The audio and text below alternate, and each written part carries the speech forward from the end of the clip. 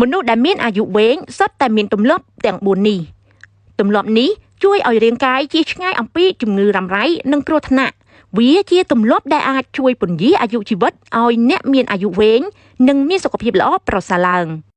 ទី1មិនញ៉ាំច្រើនពេកក្នុងប៉ុន្មានឆ្នាំថ្មីនេះអ្នកវិទ្យាសាស្ត្របានរកឃើញអំពីទំនាក់ទំនងជាច្រើនរវាងអាយុវែងនិងការទទួលទានឡើងកាឡូរីការស្រាវជ្រាវដែលត្រូវបានចេញផ្សាយដោយវិទ្យាស្ថានសុខភាពជាតិនៅអាមេរិកបង្ហាញថាការកាត់បន្ថយ 10% ទៅ 50% នៃកាឡូរីប្រចាំថ្ងៃអាចបង្កើនអាយុសង្ឃឹមរស់ដល់អតិបរមាការសិក្សាដ៏ធំផ្សេងទៀតក៏បានបង្ហាញផងដែរថាការរក្សាកាឡូរីទាបអាចពន្យាអាយុជីវិតឲ្យរស់នៅបានយូរនិងការពារពីជំងឺផ្សេងៗផងដែរកម្រិតកាឡូរីទាបជួយកាត់បន្ថយនៅទម្ងន់រាងកាយកាត់បន្ថយនៅខ្លាញ់ក្បាលពោះកត្តាទាំងពីរដែលធ្វើឲ្យអាយុមនុស្សខ្លីទី2ម្សៅរមៀតជាឱសថនៅក្នុងផ្ទះបាយដែលប្រជាជនខ្មែរស្គាល់ច្បាស់ថាវាសម្បូរទៅដោយវីតាមីននិងសារធាតុរ៉ែជាច្រើនប្រភេទរមៀតត្រូវបានគេនិយមប្រើសម្រាប់ផ្សំជាមួយអាហារដោយសារតែវាមានពណ៌និងមានក្លិនឈ្ងុយរមៀតត្រូវបានចាត់ថ្នាក់ជាឱសថធម្មជាតិដែលមានលក្ខណៈបង្ការនិងព្យាបាលបច្ចុប្បន្ននេះតាមបណ្ដាអង្គការឱសថនានាបានហៅរមៀតថាជាឱសថធម្មជាតិដ៏មហាអស្ចារ្យរមៀតគឺជាអាហារប្រឆាំងភាពចាស់ដ៏កំពូលមួយដោយសារតែលក្ខណៈសម្បត្តិប្រឆាំងនឹងអុកស៊ីតកម្មនិងប្រឆាំងការរលាករបស់វាជួយរក្សាមុខងារខួរក្បាលបេះដូងនិងសួតនិងការពារពីជំងឺមហារីកនិងតាក់ទងនឹងអាយុយឺនយូរផងដែរទោះបីជាយ៉ាងណាក្តីរមៀតត្រូវបានគេប្រើប្រាស់រាប់ឆ្នាំមកហើយនៅក្នុងប្រទេសឥណ្ឌាជាគ្រឿងទេសដែលមានសុវត្ថិភាពនិងជួយឲ្យសុខភាពល្អទី3បរិភោគបន្លែសុខភាពជាច្រើនប្រភេទការទទួលទានរុក្ខជាតិជាច្រើនប្រភេទដូចជាផ្លែឈើបន្លែគ្រាប់ធញ្ញជាតិនិងសណ្តែកអាចកាត់បន្ថយនូវហានិភ័យនៃជំងឺទូទៅដែលធ្វើឲ្យយើងមានសុខភាពល្អ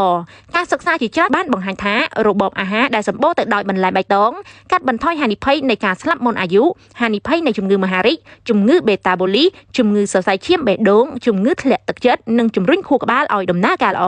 នេះក៏ដោយសារតែបន្លែមានសារធាតុចិញ្ចឹមនិងសារធាតុប្រឆាំងអុកស៊ីតកម្មជាច្រើនដូចជា polyphenol, folate និងវីតាមីន C ហើយអ្នកវិទ្យាសាស្ត្រនិយាយថារបបអាហារបួសដែលប្រើរុក្ខជាតិច្រើនកាត់បន្ថយហានិភ័យនៃការស្លាប់មុនអាយុបាន12ទៅ 15% និងហានិភ័យនៃការស្លាប់ដោយសារជំងឺមហារីកនិងជំងឺបេះដូងទៅដល់29ដល់ 52% ឯណោះទី4រក្សាការធ្វើលំហាត់ប្រាណយោងតាមអនុសាសន៍របស់អង្គការសុខភាពពិភពលោកមនុស្សពេញវ័យអាយុចាប់ពី18ទៅ65ឆ្នាំគួរតែធ្វើលំហាត់ប្រាណយ៉ាងហោចណាស់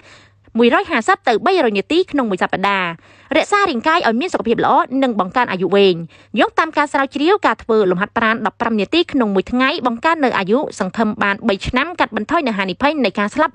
4% ជាមួយគ្នានេះដែរការសិក្សានេះក៏បានបង្ហាញផងដែរថាអ្នកដែលហាត់ប្រាណតិចជាង150នាទីក្នុងមួយសប្តាហ៍មានហានិភ័យនៃការស្លាប់ 22% ទាបជាងអ្នកដែលមិនបានហាត់ប្រាណសោះអ្នកដែលឈានទៅដល់150នាទីដែលបានណែនាំមានហានិភ័យទាបនៃការស្លាប់28% ចំនួននេះកើនឡើងដល់ 35% ជាមួយនឹងការហាត់ប្រាណយូរជាងនេះទី5ផឹកកាហ្វេឬតែកាហ្វេឬតែអាចកាត់បន្ថយអត្រាកើតជំងឺរ៉ាំរ៉ៃបានសារធាតុ polyphenol និង catechin ដែលមាននៅក្នុងតែបេះដូងជួយការពារជំងឺមហារីកជំងឺទឹកនោមផ្អែមនិងជំងឺបេះដូងជាមួយគ្នានេះនៅពេលដែលអ្នកផឹកកាហ្វេវាអាចបញ្ជៀសជំងឺទឹកនោមផ្អែមប្រភេទទី2ជំងឺខួរក្បាលផងដែរតែទោះជាយ៉ាងណាក៏ដោយអ្នកមិនគួរបំពានតែនឹងកាហ្វេឡើយក្រែងលោផលប៉ះពាល់ដល់សុខភាពជាពិសេសអ្នកមិនគួរផឹកតែនឹងកាហ្វេនៅពេលល្ងាចនោះទេព្រោះវាពិបាកក្នុងការគេងនិងធ្វើឲ្យអ្នក stress ផងដែរ